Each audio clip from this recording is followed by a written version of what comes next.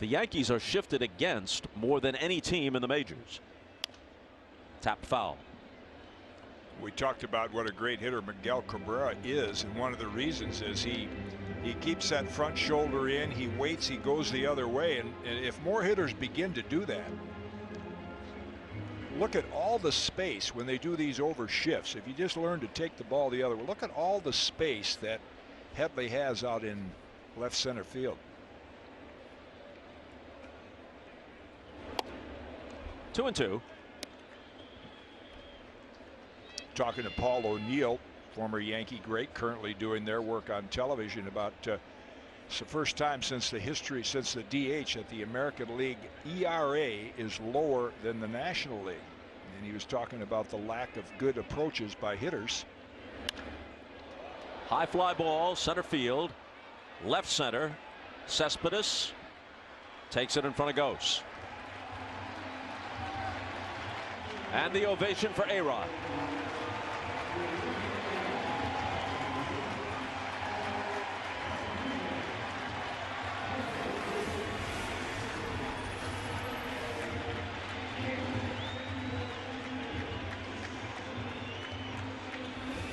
That RBI total being the second most of all time, that's a technicality. RBIs only became an official statistic in 1920, so that discounts all the RBIs Babe Ruth had prior to that. So Ruth's actual RBI total is 2214. A-Rod's is 2003, and Aaron's the all-time leader at 2297. Everybody trying to record a bit of personal history. A drive to right. It's carrying. It's back near the wall. And just like Derek Jeter, his 3,000th hit is a home run.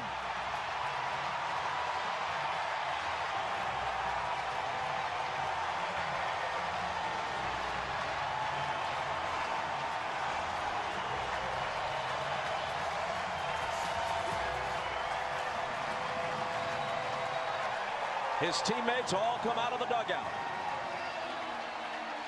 From day one of spring training, he's been back in their good graces. It's pretty clear he's back in the good graces of 99% of Yankee fans. It's not universal around baseball, but here in this ballpark, pretty close. Now he has to get in the good graces of the fan that caught that ball. Same way Derek Jeter got his 3,000th hit.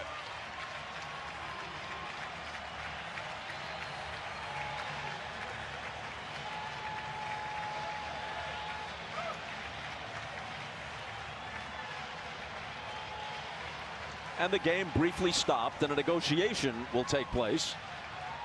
That ball has some value. Yeah. They'll trade something for it. So one thing the Yankees in the front office were fearing. That, yeah. They wanted a singles or a double or a triple so he could get that ball back. He'll get it back somehow. 13th homer of the season for number 13, and a curtain call.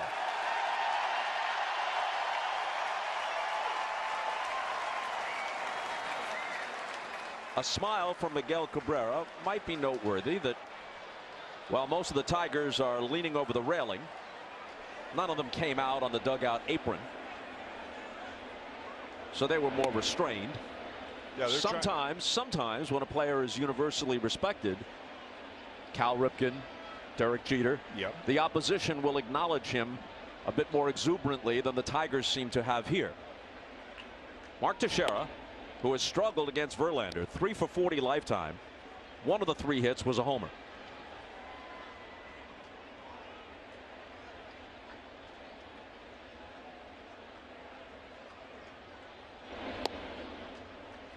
Talking to Joe Girardi, as you mentioned in our pregame meeting, about do you arrest a guy when he has those kind of numbers? But what people don't realize with those numbers, Verlander's not the pitcher he was 2 years ago, and Teixeira's a better hitter right now. He hits it into the shift from almost the right field wall. They get him. Ooh.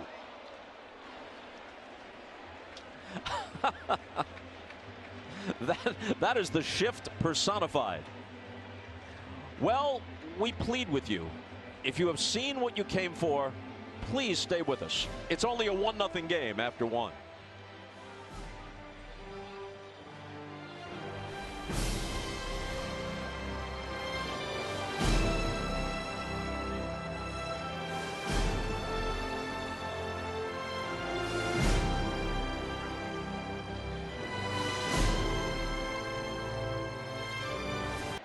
called just today from AAA Scranton Wilkes-Barre. 26 years old, from Corona, California. Went to Long Beach State. And perhaps a pitch away from closing this one out. In center field, it's Chris Young. He's got it lined up, and the Yankees take game one.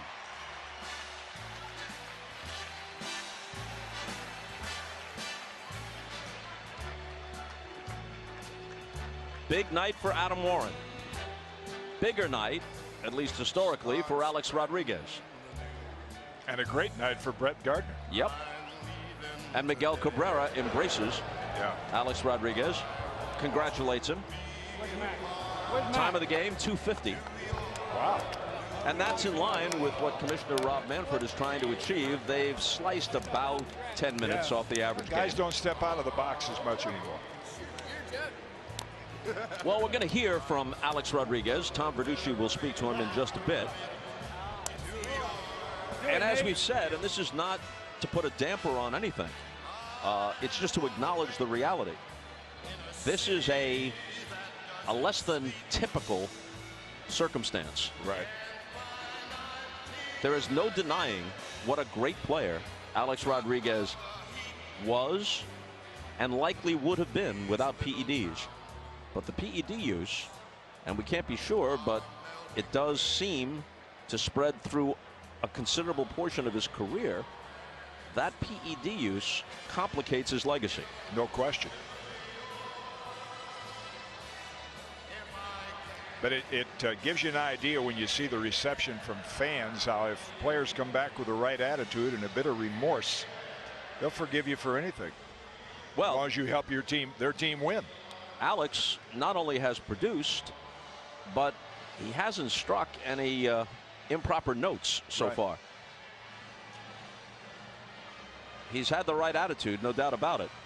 Yeah, and quite unlike his early, I had a bit of a not a run-in with Alex, but a sort of a chill one year when I talked about his inability to catch up with a high fastball, as Derek Jeter had the short swing and was productive in the late innings, and he went the rest of the year without speaking to me. Next spring, he went to Rick Cerrone, the PR guy, said, "I'd like to see Jim." And we had a little meeting. He said, "Hey, I had a lot on my plate last year, first year in New York," and I said, make my job easier if you hit 50 home runs and knock in 200, but I work for the viewer, and I had to talk about. So he had a lot of those things going through his mind, and you can tell right now he's past that, and he's much more grateful for the opportunity to play big league baseball. Well, there are some demerits, but there are also a lot of positives, one of which is that he truly loves the game, and he's one of the most astute observers among active players. He's the kind of guy who will pick it up from the dugout if someone's tipping pitches. He'll watch ball games when he gets back. He'll watch West Coast games on MLB Network or whatever, because he's just a baseball junkie, and he's extremely observant, and he understands the game very well. Unlike Derek Jeter, his teammate, who I think when Alex went over to his apartment last year, a couple years ago, get his haircut, and while Derek's getting his haircut, Alex is saying, "Hey, where's the MLB channel of baseball?" Derek said, "I don't watch that stuff. I just play the game." So he's one that didn't pay any attention to what people said or other teams, but Alex is just the opposite. And Tom now has Alex Rodriguez. Tom? Alex, 21 years in Major League Baseball. There's been a lot of drama in your career. Tonight, you took all the drama out. Talk to us about your mindset walking to the plate in the first inning. Well, I mean, number one, you're going up against a great competitor in Justin Verlander. We've had some epic battles over the years. He's won most of them. But I think Tom completely overwhelmed, extremely grateful. We've talked about it over the last month or so, you and I, and especially thankful to the Yankees, the Steinbrenner family, my teammates, and especially the fans of New York. They've been unbelievable with me and have made me feel extremely welcome back. Alex, it looked like running around the bases, especially near second. You couldn't keep that joy inside. It showed in your face. Explain what you were thinking about running around the bases. I mean, I'm elated, excited, happy, grateful. It's been an incredible week. I mean, just what we did yesterday across the street with youth baseball and the way the team has welcomed me back. I'm very grateful to Joe Girardi, the way he's treated me all year and my whole career, really. I just have a lot of people to thank. Alex, you mentioned before the game some dark days in the last year. Was there a point where you thought maybe you would not play again? Yeah, I mean, Tom, there was a lot of dark days, and maybe one of those days was about a year ago today, you know, and it's just amazing the contrast, and I never thought it would be in this moment. I'm very grateful. And finally, Alex, you have a hit in 40 different major league parks. What does it mean for you that number 3,000 comes right here at Yankee Stadium? Well, number one, it means that I'm very old, and I've played a lot of baseball. But there's nothing like doing it in New York, and I've never been treated better by the fans. I've never been treated better by teammates. You know, Miguel Cabrera comes over and gives me a hug. I mean, to me, 20 years from now, those are the things I'm going to remember. Alex, congratulations. Thank you, Tom.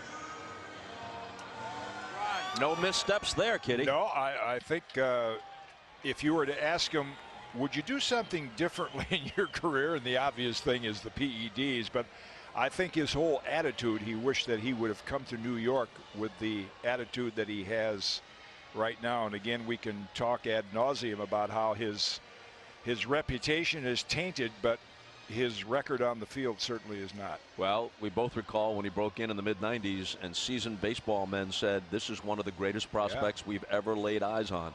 And so the irony is he didn't need it.